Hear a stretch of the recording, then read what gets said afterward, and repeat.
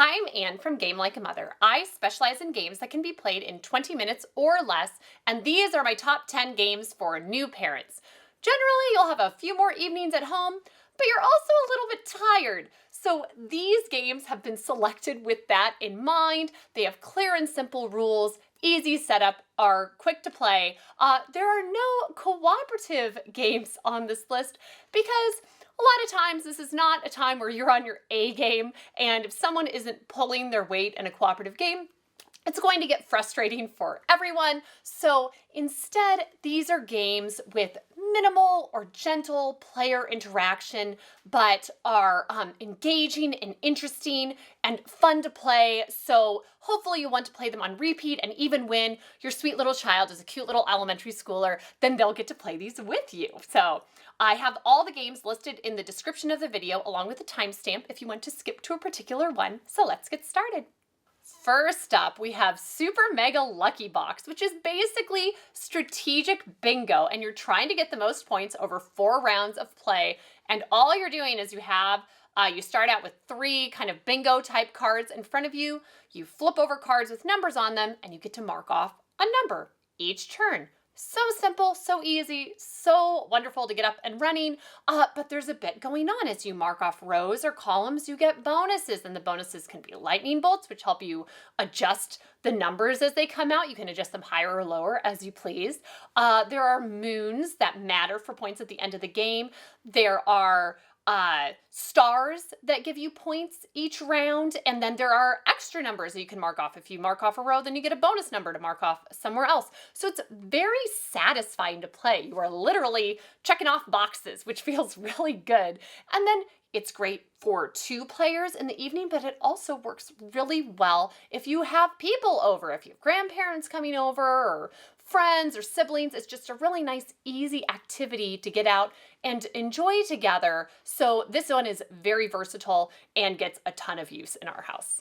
Next up, we have Silver and Gold, which is very similar to Super Mega Lucky Box, except instead of numbers you're marking on to a board, you have polyomino, Tetrisy type shapes you are trying to place strategically onto Treasure Island type cards. So it's the same general idea, but just different gameplay, and it's whatever you prefer. And for us, it kind of just depends on the day. Sometimes it's a Super Mega Lucky Box day, sometimes it's a Silver and Gold day.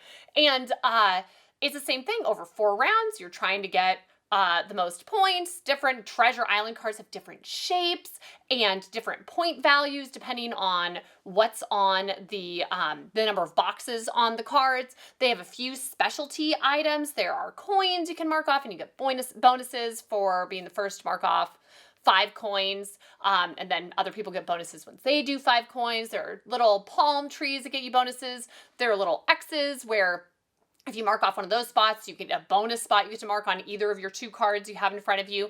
And I like this too because you feel successful when you're playing this game, because even if it gets tricky and there isn't a spot on either of your Treasure Island cards to mark a shape that comes up, you still get a pity X that you get to mark off on the spot of your choice. So you still are making progress even if things didn't work out as you hoped. So this one just really quick, easy to play, feels super intuitive. And if you like Super Mega Lucky Box, this is by the same game designer, Phil Walker Harding. And so it's around the same level of play. It works together really quick, easy, fun to play on repeat. So this is excellent. Next up, we have Ohanami, a game in which you are trying to create the highest scoring Japanese style garden, and it's just a deck of cards. Like, no setup, so easy. All you do is shuffle them up, deal out 10 to each player, and on your turn you select 2, place them down in front of you, then you exchange hands, you pass them around. You get the hand of the person next to you, take another 2 cards and place them down, and you keep on going until you're out of cards. And that's the first round. You play 3 rounds, but the trick is you have to play 3 different piles down with cards. They're in ascending and descending order. So when you play down cards, you can only play on the ends. If you play down a 15 and then a 45 as your next card, you can only play cards higher than 45 on that stack and lower than 15. So In addition to this, there are different colors that score each round. So in the first round, everybody wants blue cards. They score really high. They're the only things that score for that round. And so if you get a blue card and you say, if I place this down here, it's a really big gap, it makes it trickier for the end because you just keep on adding cards. And by the end, if you've just grabbed your highest point value cards throughout the game, you might not be able to play cards down. And so you just have to discard them, and that's really bad. So there's a nice, it's very simple what you're supposed to do, but you have some interesting strategic decisions as you play. And it's really nice what you've placed out there, those blue cards, you score them in the first round, and then they still, what you already have out there, scores for the next round when it's blue and green. And then for the final round, when you're scoring you're scoring everything, they still count. So it's some nice, interesting decisions that you're making as you play. The gameplay is very simple. It's pretty. It's fun. So this is one of mine that I play with my spouse when I have a ladies' game night. This is one of our go-to options because it's comfortable. You can chat during it, but you're doing interesting and fun things. So it's nice for just a mellow evening where you want to do something easy but engaging and very fun. Next, we have 5211 Azul.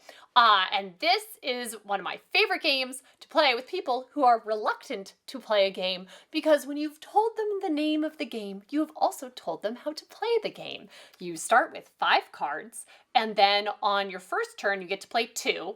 Then on your next turn, you play 1, and then on your next turn, you play 1, and then you determine which cards are being scored that round, and you keep on going until you run out of cards. So it's really nice just in and of itself, where you just say, oh, okay, this, I can do this.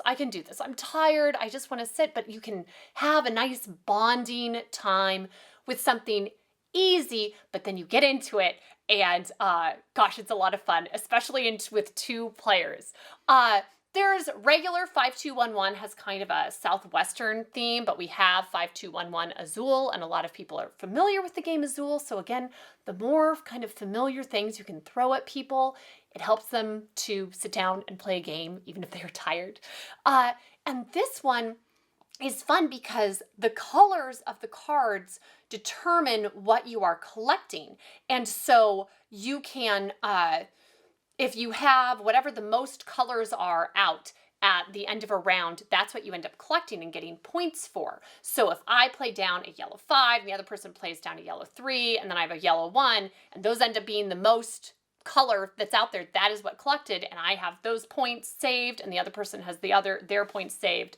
But you can go bust. And so if you say, ooh, they have some big pointers out there for yellow, I don't want them to get those points. If too many yellows are out there, then nobody gets to collect those. And so then the next highest number of colors of cards of a particular color are collected, unless there's a tie between different colors. So there's a bit that goes on. And then there are the roosters.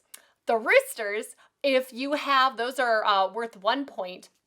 And if you have a certain number, it depends on the number of players you have out. If you have exactly that number of roosters in play, then those are what's collected instead of the color that's out there. So I really like playing this at all player counts. With 2, it feels the most strategic. You have the most control, where you say, they are going for this, so I am going to do this. With 4 or 5 players, it's some happy chaos, because you say, whoa, everybody played a rooster. Oh, everybody ended up playing this color, and we didn't expect it to go that way, and it went bust. So there's a little bit more opportunity for things to just kind of to have less control over the game, which can be fun. I like a little chaos factor in a game. But with 2 players, it's really easy to play, but there's there's a lot of strategy to explore in just a very comfortable, like it's very clear what you're supposed to do. You're trying to get points, how you collect points,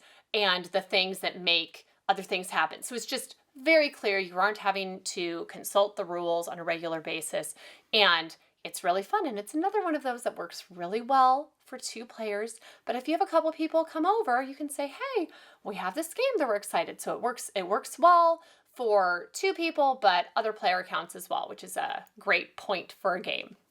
Next, we have Truffle Shuffle, which is basically a fun twist on a rummy type game, but with a fun chocolate theme. And in this game, you are trying to earn the most chocolate coins, and you do this by filling customer orders. And basically, you're just collecting cards and using them to make rummy type hands where you're doing runs and you're doing sets of cards, and then you turn them in when you want to and collect chocolate coins for that. But it's really nice how it plays. You have a tableau of cards out in front of you, and some are face up and some are face down. So you can be going for certain things, but there is still an element of luck involved. There's a fair number of specialty cards that are very fun and add to the game, where you can have ones that change number, change color. You have ones that allow you to draw 2 cards on a turn. There's one that you get to skip a turn and then draw 3, which can be really strategic if there was a card you wanted that was kind of buried underneath other cards. And so neither of you were taking the cards on top of it because you both knew that the other person would take it. And so then you can just wait, skip your turn, and then take the card so you can get to the wild one that was under there that you really wanted. So it's nice because I feel like there's a nice element of strategy and familiarity with like rummy type games. It's just so satisfying. Sets and runs, so easy. But then with having some of the face down cards, there is an element of luck where, oh, we didn't know that you were going to get this one, and it really helps one of the people. And this game, it's funny because the game I just talked about, 5211 Azul, is more cutthroat at 2 and then just gets a little bit more random and plays differently with more people. Well, this one is a little more mellow with 2 because a lot of times you're going for a specific color. You get a lot more points if you have a flush of a particular set that you're trying to collect. And there's just enough to go around. And so if you're collecting yellows and the other person's collecting the pink cards, I mean, you can take one of the pink cards, but you can't really, you're trying to collect yellows. You can't block them forever.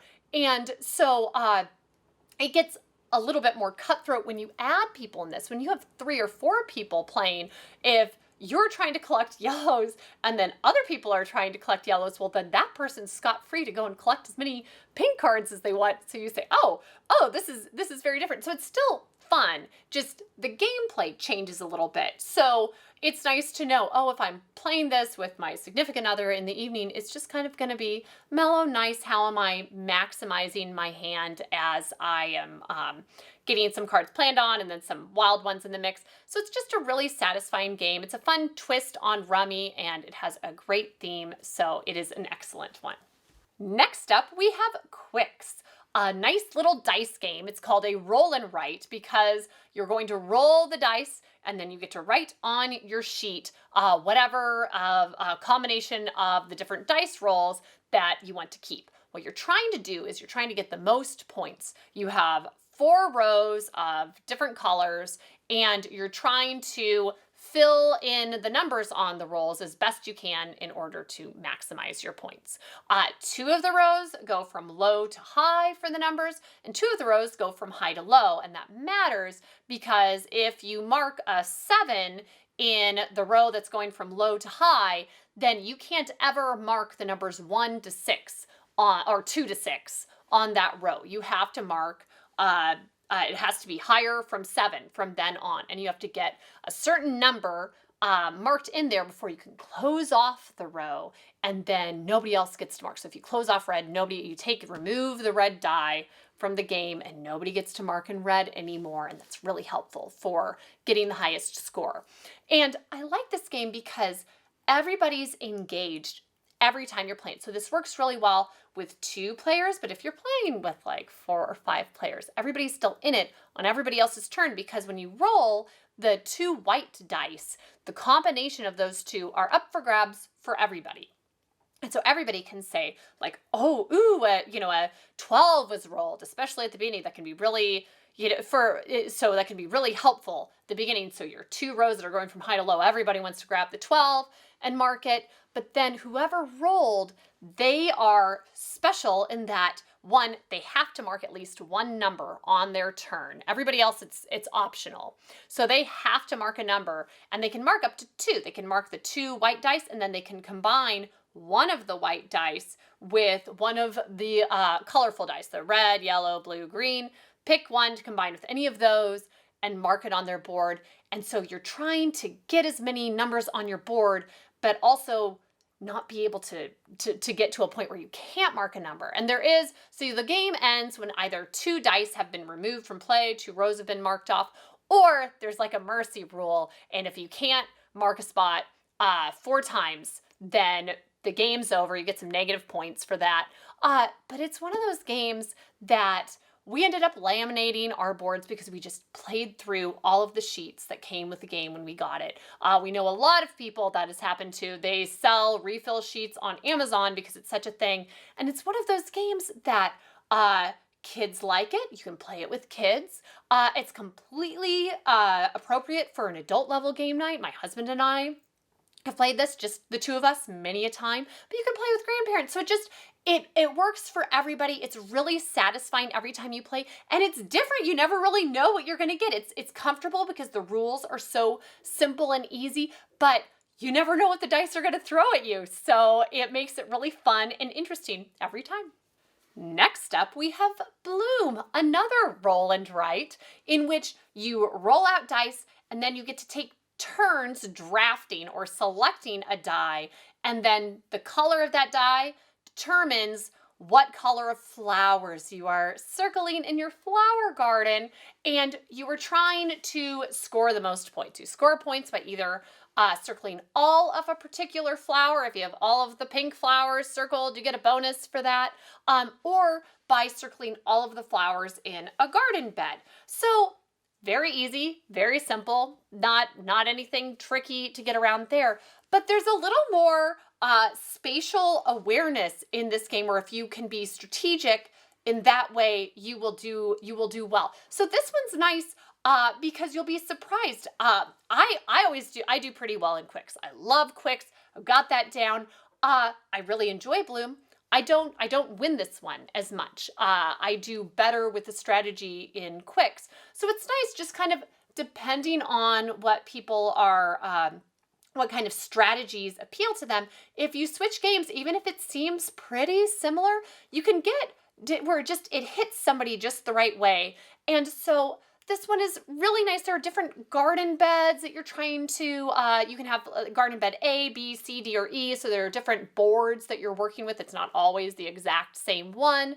And then you have the different numbers that you're marking, but you can have some wiggle room with that. And if you do it where you mark a different color of flower, or if you have like a 6, the 6 dice are actually not really great in this one because there are only up to 5 flowers that are the same color all next to each other.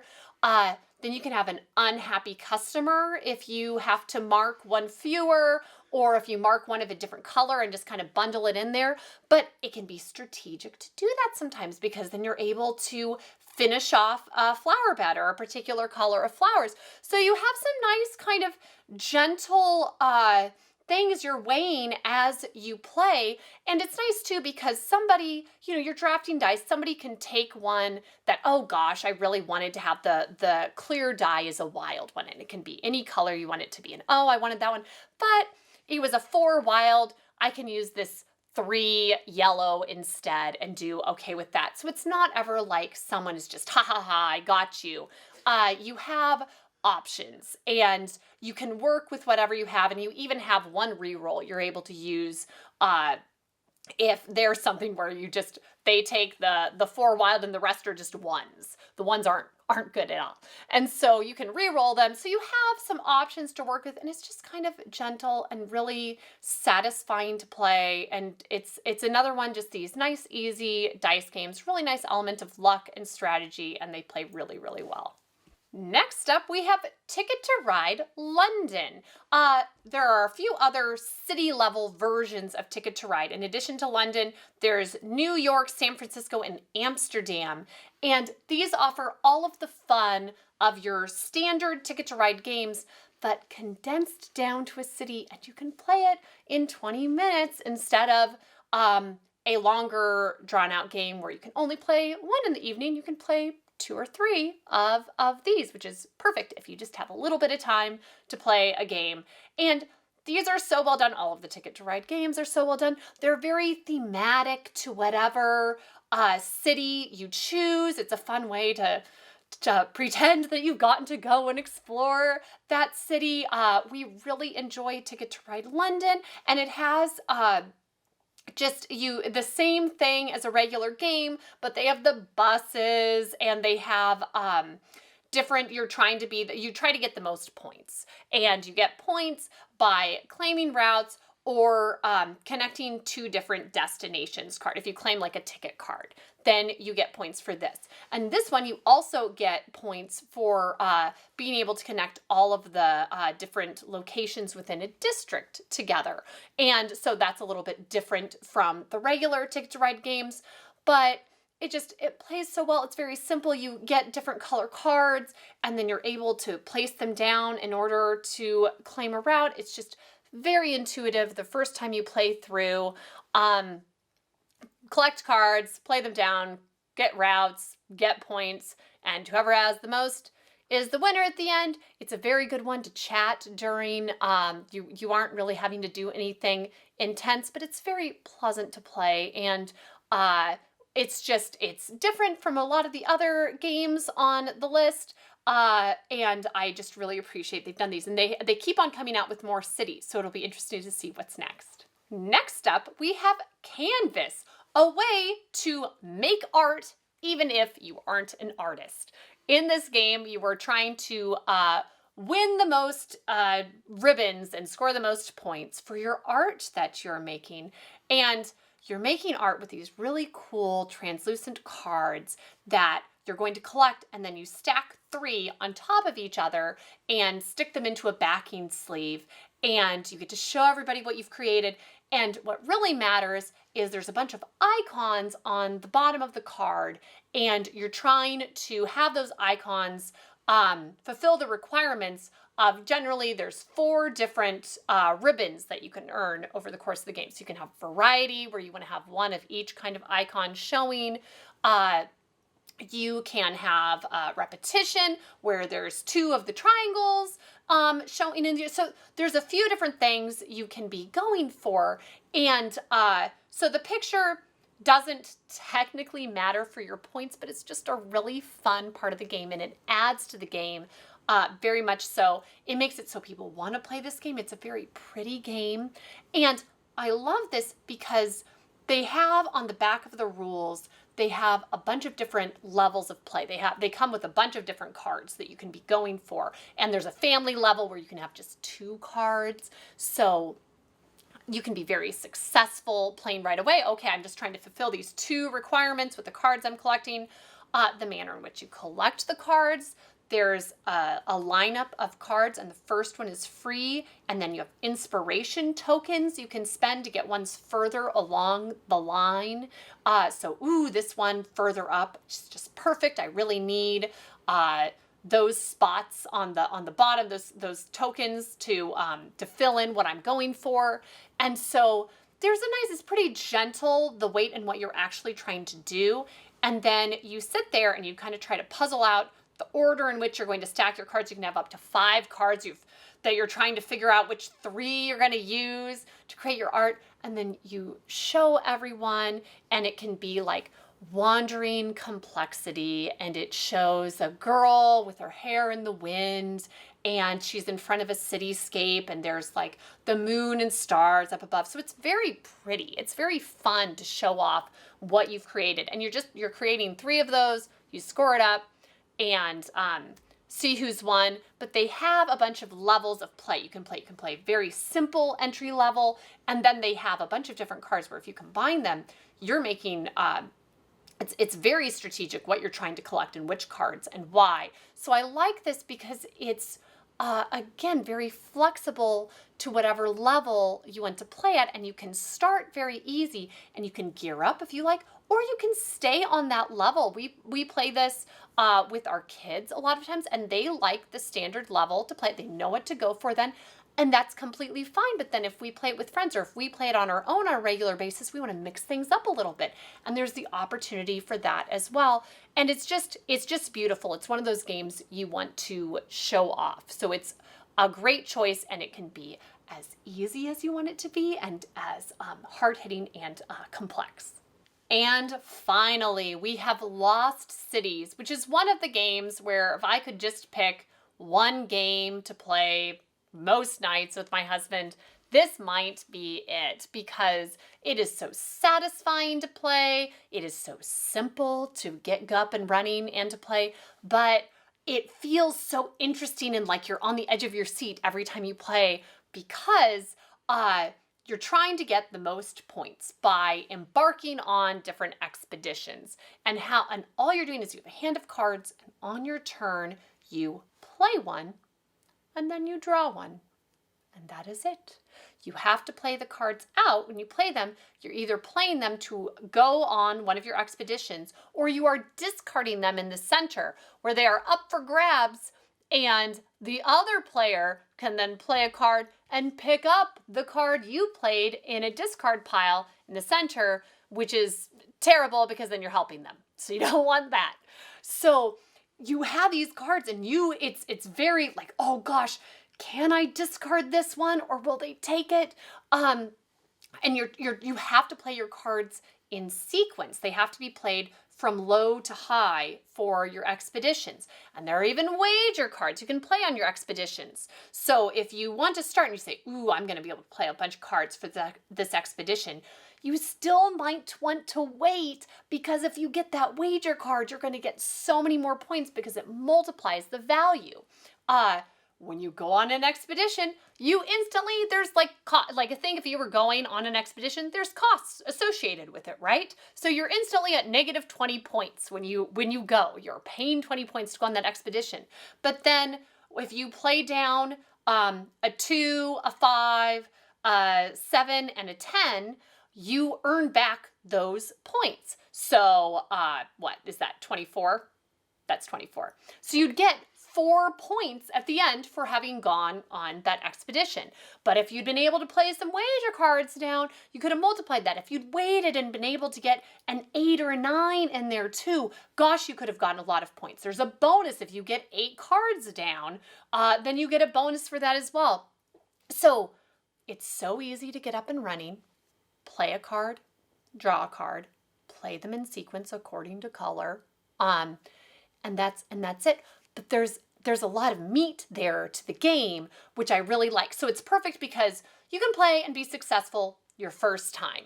But then at each time you play, you think, ooh, what if I tried this? Ooh, should I wait for this? So there's quite a bit. And I also like, there's a little bit of math at the end of the game. Not anything tricky, very basic algebra, but there's a little bit of math, because for each expedition you went on, you have to say, okay, negative 20, then add back the value, then add the value, there's the difference. If there's any wager cards, I'm multiplying by that. But it's nice because a lot of times you don't know who's won the game until you've done the math. So it's not like you've gotten halfway through and you say, oh, well, they have this and they've won. You're still in it until the very end. You count it up, and then it's like a reveal, ooh, well, my score this time was 54. Although it is possible to end up with a negative score in this game. Sometimes things just do not go as you had hoped, and I've ended up with a negative score sometimes, but that just makes it all the more fun when things do go really well, that you got a really good score. So it's just like, it just feels like such a simple, elegant game. It's so easy to play, but it's so interesting every time, and it's fun because your spouse can do things where they're, oh, I'm not playing this card to help you, but it's not like they're actively they're the reason that if you don't win. It's just how you are playing out your own cards. So it's just really satisfying to play every time. So that's it for my top 10 games for new parents. I actually am including the how to play videos I've recorded for these games in this description of the video as well. If you want to click on any of those, just makes it that much easier to get up and running on a new game. So thank you so much for tuning in, and I'll see you next time from Game Like a Mother.